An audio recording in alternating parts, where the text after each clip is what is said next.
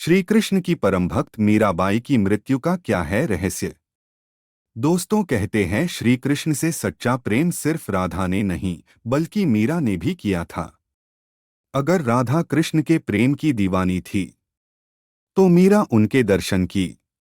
लेकिन श्री कृष्ण की परम भक्त मीरा की मृत्यु आज भी सबके लिए रहस्य बनी हुई है। क्या आप जानते हैं कैसे हुई थी उनकी मृत्यु? क्या उन्हें श्री कृष्ण खुद लेने आए थे? नमस्कार दोस्तों, आप सभी का स्वागत है आपके अपने YouTube चैनल धार्मिक ज्ञान कथा में। दरअसल दोस्तों, श्री कृष्ण की भक्ति मीरा को जितना सुकून देती थी उतना ही उसके परिवार वालों के लिए जी का जंजाल बन चुकी थी। क्यों? श्री कृष्ण के सिवा मीरा को और कुछ भी दिखाई नहीं देता था। इसीलिए शादी के बाद उनका जीवन और भी मुसीबतों से भर गया था। कहते हैं एक बार मीराबाई के ससुर महाराणा सांगा उनसे इतने नाराज हो गए थे कि क्रोध में आकर उन्होंने मीरा से कहा, तुम्हारी वजह से मेरे और मेरे परिवार का बहुत अपमान हुआ है और तुम्हारी वजह से ही मेरे परिवार को बहुत कुछ सुनना पड़ता है। अच्छा होगा कि तुम जाकर कहीं डूब मरो।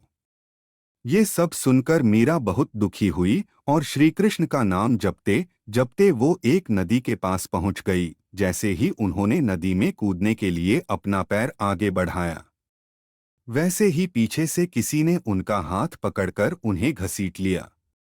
मीरा ने जब देखा तो वहां कोई और नहीं बल्कि उनके प्रभु श्री कृष्ण थे। उन्हें देखते ही मीरा बेहोश हो गई और उनकी गोद में गिर गई। जब होश आया तो वहां कोई नहीं था। इसके बाद मीरा वृंदावन से वापस अपने ससुराल मेवाड़ चली गई। वहां जाकर उन्होंने अपने पति से विनती की कि वो उन्हें द्वारिका में कृष्ण मंदिर में रहने की इजाजत दे दे। कहते हैं एक बार जन्माष्टमी के अवसर पर मीरा द्वारिका के कृष्ण मंदिर में अपनी भक्ति में झूम रही थी। तभी श्री कृष्ण की ओर देखते हुए वो उनसे कहने लगी, ओ मुरलीधर, क्या तुम मुझे बुला रहे हो? चिंता मत करो, मैं आ रही हूँ। ये सुनकर वहां खड़े राणा सांगा और बाकी लोग चौंक गए। वो आश्चर्य से मीराबाई की ओर देखने लगे। इसके बाद मीराबाई के शरीर से एक दिव्य प्रकाश निकला और मंदिर के द्वार अपने आप बंद हो गए। किसी को कुछ समझ नहीं आया। लेकिन जब मंदिर के दरवाजे खोले गए तो मीरा की साड़ी कृष्ण की मूर्ति से लिपटी हुई थी और मीरा कृष्ण में समा चुकी थी। अब आपको मीराबाई की जिंदगी से जुड़ी कुछ और रोचक बातें बताते हैं। इतिहासकारों की माने तो मीराबाई ने गोस्वामी तुलसीदास को अपना गुरु बनाया था। मान्यता है कि कृष्ण भक्त मीरा ने राम भजन भी लिखा था। हालांकि इस बात में कितनी सच्चाई है इस बारे में कुछ नहीं कहा जा सकता। लेकिन कुछ लोगों का मानना है कि पत्रों के जरिए मीराबाई और तुलसीदास के बीच बातचीत हुई थी। माना जाता है कि मीराबाई ने तुलसीदास जी को एक पत्र लिखकर उन्हें ये बताया था कि उनके परिवार के लोग उन्हें श्री कृष्ण की भक्ति नहीं करने देते। इसलिए श्री कृष्ण को पाने के लिए अब आप ही मुझे कोई उपाय बताएं। कहते हैं तब तुलसीदास जी के कहने पर ही मीरा ने कृष्ण भक्ति के भजन लिखे थे, जिसमें से पायो जी मैंने राम रत्न धन पायो आज भी बहुत प्रचलित है। कुछ लोगों का मानना है कि मीराबाई अपने पिछले जन्म में वृंदावन की एक गोपी थीं। इतना ही नहीं, उन दिनों राधा रानी उनकी मित्र भी हुआ करती थीं।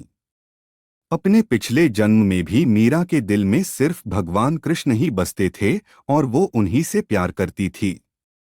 एक गोपा से शादी करने के बाद भी उन्होंने श्री कृष्ण से प्रेम करना नहीं छोड़ा। तब भी न उनके लगाव में कोई कमी आई थी और न ही उनके प्रेम में। अपने उस जन्म में मीरा ने कृष्ण से मिलने की तड़प में अपनी जान दे दी थी।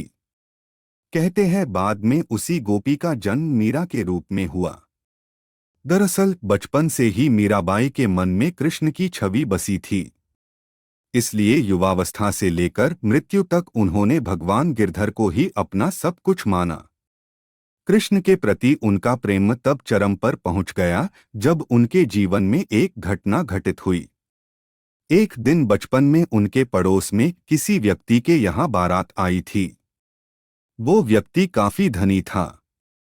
बारात देखने के लिए सारी स्त्रियां छत पर खड़ी हो गई। मीराबाई भी अपनी माता के साथ बारात देखने के लिए अपनी छत पर आ गईं। बारात में दूल्हे को देखकर मीरा ने अपनी मां से पूछा कि मेरा दूल्हा कौन है। इस सवाल पर मीराबाई की मां को हंसी आ गई और उन्होंने मजाक में भगवान श्री कृष्ण की मूर्ति की तरफ इशारा करते हुए कहा कि यही है तुम्हारा दूल्हा। उसी दिन से ये बात मीरा के मन में बैठ गई और वो श्री कृष्ण को ही अपना पति मानने लगी। इसके बाद मीरा के मन में कृष्ण के लिए लगाव बढ़ता ही चला गया। तो दोस्तों, आप कोई जानकारी कैसी लगी हमें ज़रूर बताएं।